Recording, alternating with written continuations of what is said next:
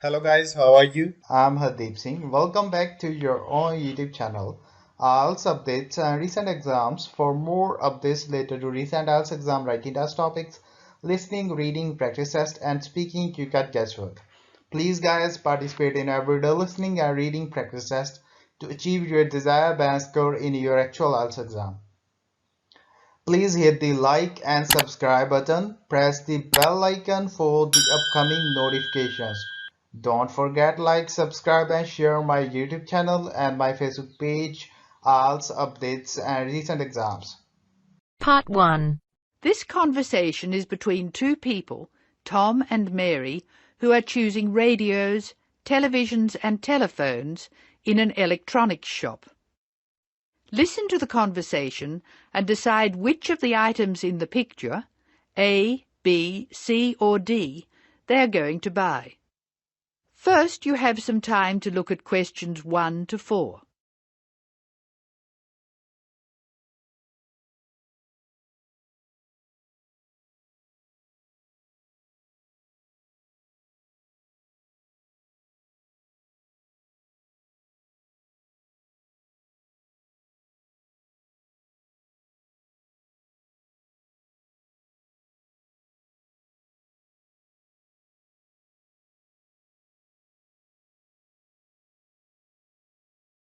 Well, here we are. There's certainly plenty to choose from. I'm finding it hard to know where to start. Would you like to look at the answering machines? Let's start there. I like this one. We have a lot to buy, Tom. We can't afford to pay $129 for an answering machine. And we can't afford to pay $127.50 for the dual tape answering machine either. All right. We'll buy a cheaper one then.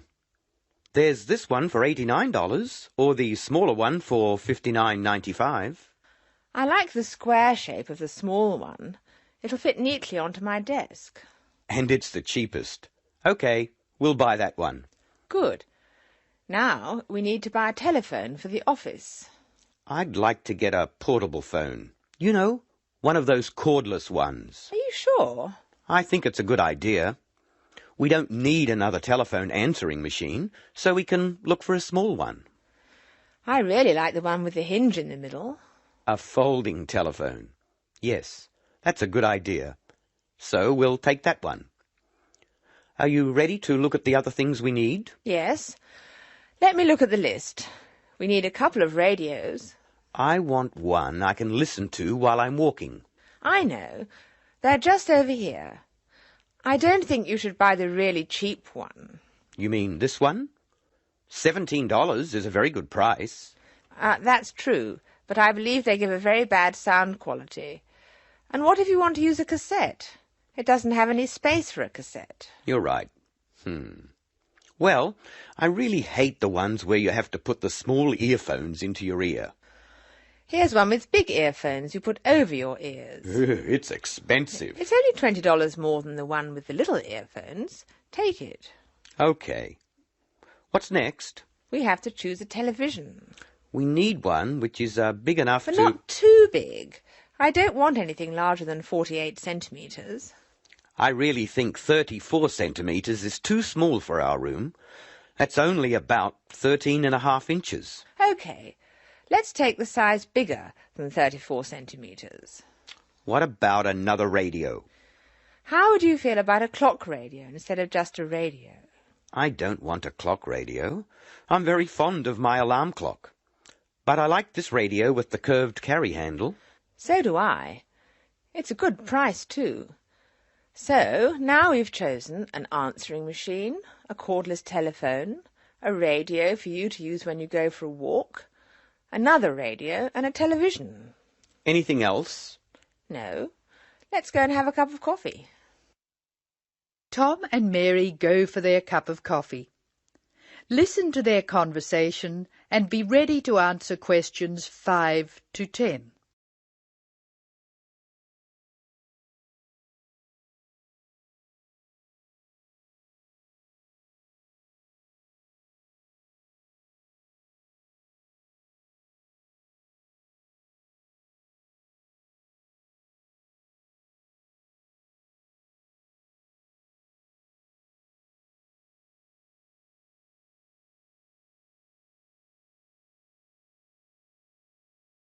Shopping's hard work. I'm glad it's over.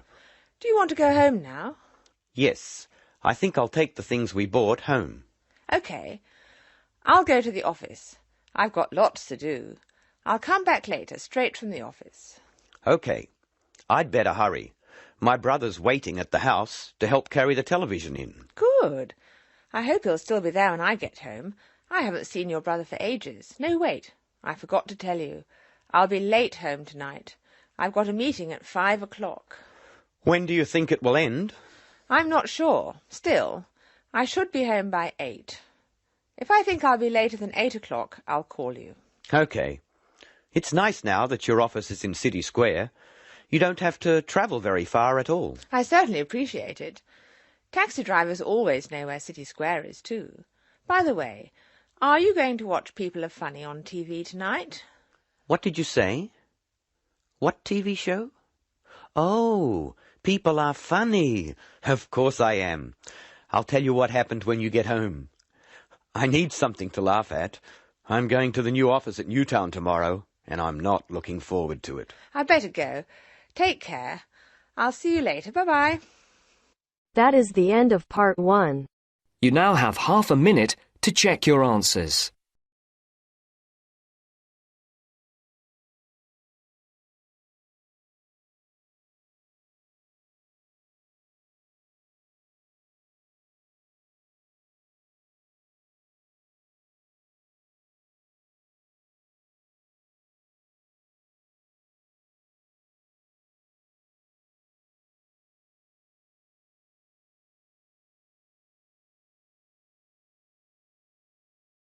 Now turns to part 2.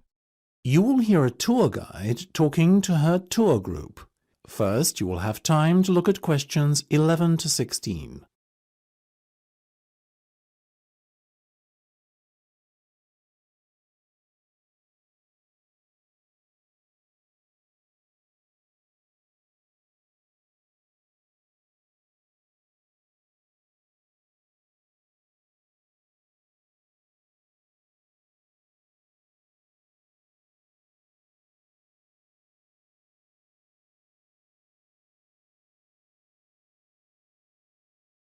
We're approaching Gateman's house now, which is at the entrance to Lord Thundleberry's estate. The tour shall begin shortly, so I want to draw your attention to a few things on the map and remind everyone of the itinerary. First of all, we're going to head to the Lord's residence to view the inside of this beautiful 18th century building.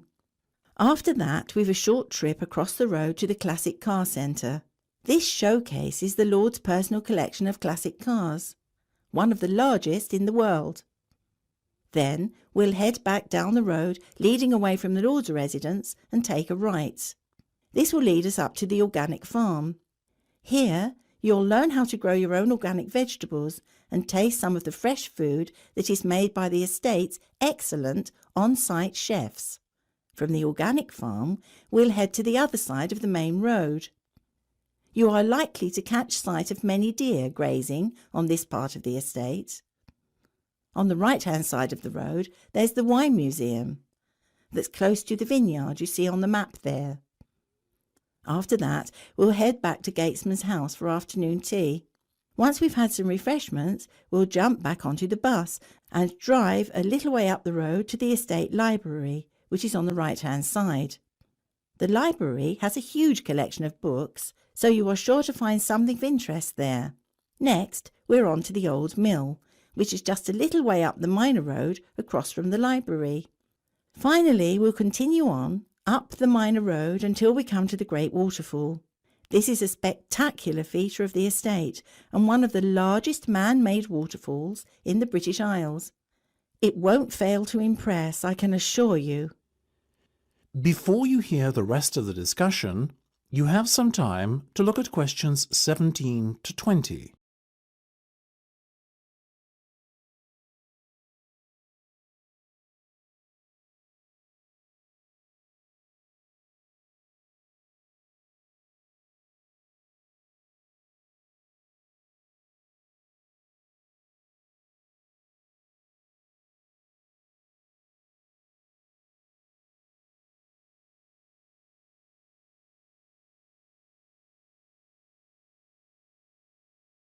Now, I just have a few guidelines to outline before we embark on our tour. First of all, please bear in mind that this is the private residence of the Lord, and it is a privilege to be shown around the estate. The estate is only open for pre-arranged visits. I would ask all of you to be on the best possible conduct and keep noise levels down in consideration of the people who live and work here. This is, after all, a fully functional estate and the main residency of Lord Thundleberry himself. Please refrain from wandering away from the main tour party. Areas of the estate which have restricted access should not be trespassed under any circumstances. If anyone fails to observe these rules, our tour group could be evicted immediately. Finally, it will be some time before we return to the gatesman's house for afternoon tea. So I suggest we set aside a half hour or so to enjoy the packed lunch that the tour organiser provided in the Rose Gardens outside the Lawser residence at around midday. OK. That is the end of part 2. You now have half a minute to check your answers.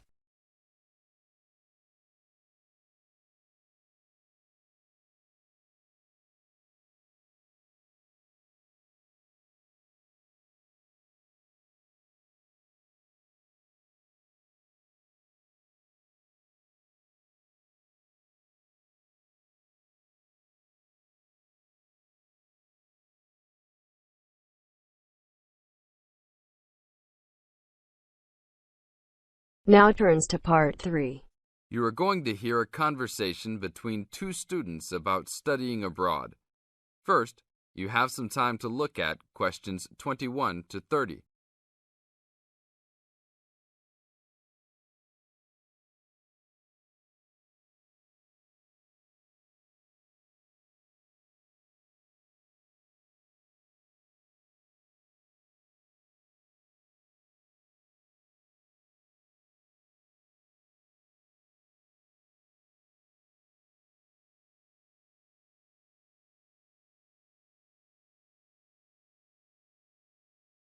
Hey Mary, how's school going? Haven't seen you in a while. What have you been up to? John, good to see you again. I've been really busy the last couple of weeks. I'm applying to study abroad next year. Really? So am I. I think it will be a great experience to be able to study in another country. What country do you want to go to? At first I wanted to study in Africa, but my parents really don't want me to go there because they think it will be dangerous. So now I'm thinking about going to Spain, Italy or Japan. Actually, I think Africa would be a fascinating place. I would want to go there to visit. Maybe not to study, but definitely I would want to go visit. For next year, I want to go to either China or Germany to study, but my parents can't afford any European countries, so maybe... Why China or Germany? Well, I want to go to China because I think it's a really interesting country with a long history. Plus, it has been changing so much, and I think it is a great time to be there. I really want to improve my Chinese also, and I've been taking Mandarin courses the last 2 semesters. I would want to go to Germany because my mother is German, and I want to learn more about my cultural background. How about you? Why the countries you chose? Well, I want to go to a Spanish-speaking country. I took Spanish in high school, so I figure if I go to a Spanish-speaking country, I'll be better off knowing some of the language already. But I have already been to Mexico many times, and South American countries don't have classes for my major, except for Brazil, but they mostly speak Portuguese there. I would want to go to Italy because I want to do a study about ancient Roman civilization. It has always been a dream of mine to go and see Pompeii and the volcanic ruins. Plus, my family has Italian roots, and I love Italian food.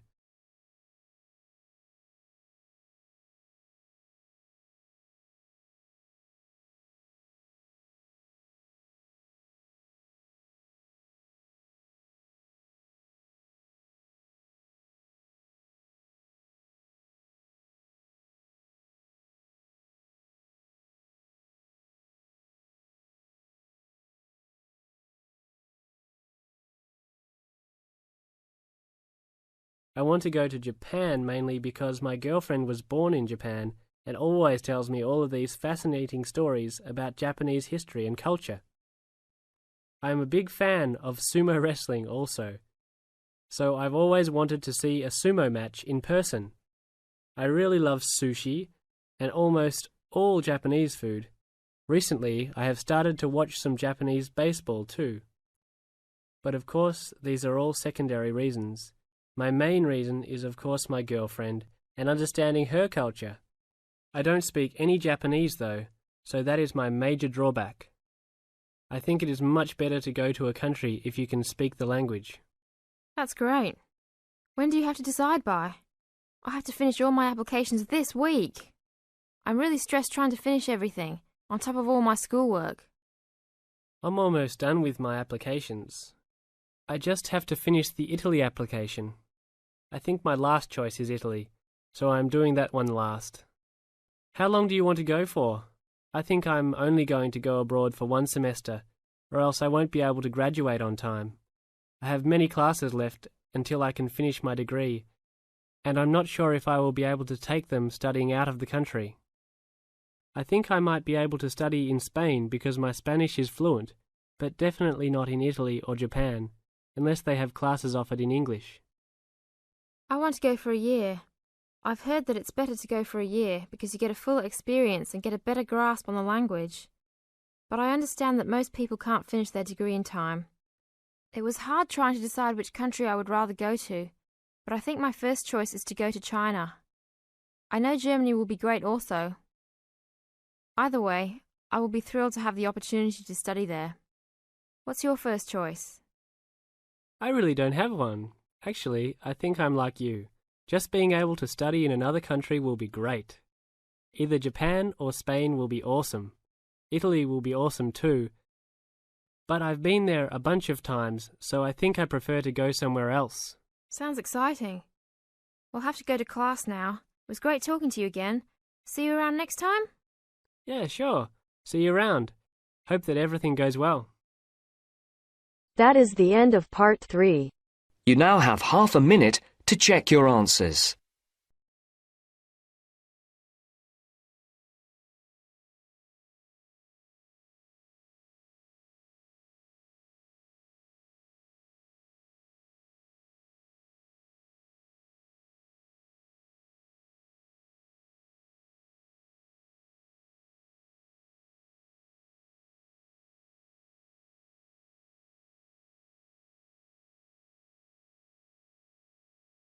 Now turns to part 4. You are going to hear a lecture on William Kidd. First, you have some time to look at questions 31 to 40.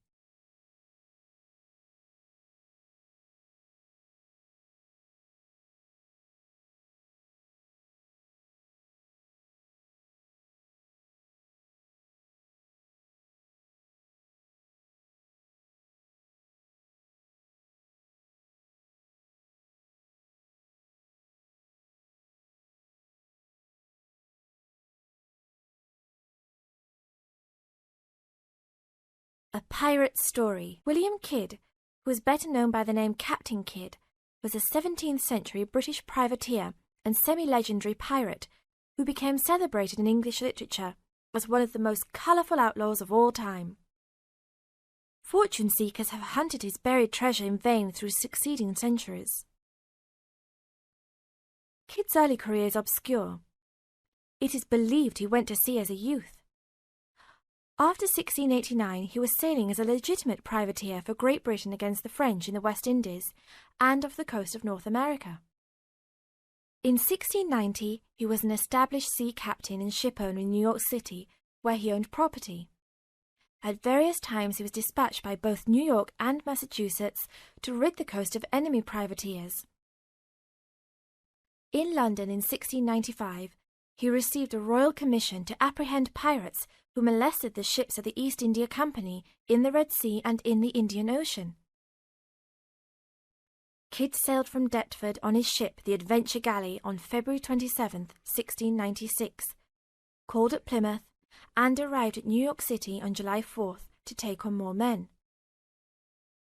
Avoiding the normal pirate haunts, he arrived by February 1697 at the Comoro Islands off East Africa. It was apparently some time after his arrival there that Kidd, still without having taken a prize ship, decided to turn to piracy.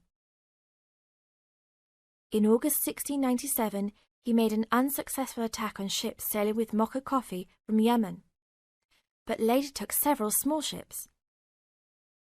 His refusal 2 months later to attack a Dutch ship nearly brought his crew to mutiny, and in an angry exchange, Kidd mortally wounded his gunner, William Moore. Kidd took his most valuable prize, the Armenian ship Quetta Merchant, in January 1698, and scuttled his own unseaworthy adventure galley. When he reached Anguilla in the West Indies, April 1699, he learnt that he had been denounced as a pirate. He left the Quetta Merchant at the island of Hispaniola, where the ship was possibly scuttled. In any case, it disappeared with its questionable booty, and sailed in a newly purchased ship, the Antonio, to New York City, where he tried to persuade the Earl of Bellomont, then colonial governor of New York, of his innocence.